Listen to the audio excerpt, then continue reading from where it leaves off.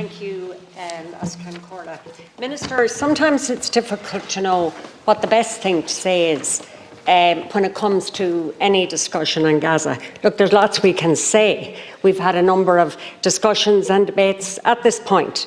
As I said, there's plenty to say, but the question is sometimes, what's the best to say? What will help or make any difference to a really difficult situation? And to me, the most valuable contribution that we could make as a Parliament is to have an agreed position.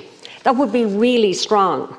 That would send a message that this unspeakable conflict, this unspeakable loss of life, and crucially, in my view, this diminution of hope that we can find a sustainable, peaceful outcome, I think makes it even more important that we as a Parliament could find agreed positions. And I'm not sure I see that happening. And I take responsibility for my part in it as well. I mean, we had a debate yesterday.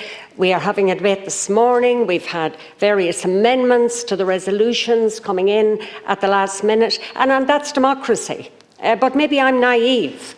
But to me, the issue is well beyond any kind of politics, and we need as a Parliament to have a largely agreed position and to speak with one voice. And I think that requirement is on all of us, myself is included.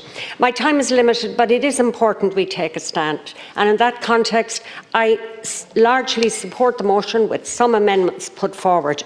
I do support South Africa in their case to the International Court of Justice under the Genocide Convention. And I believe there is sufficient evidence to make this case.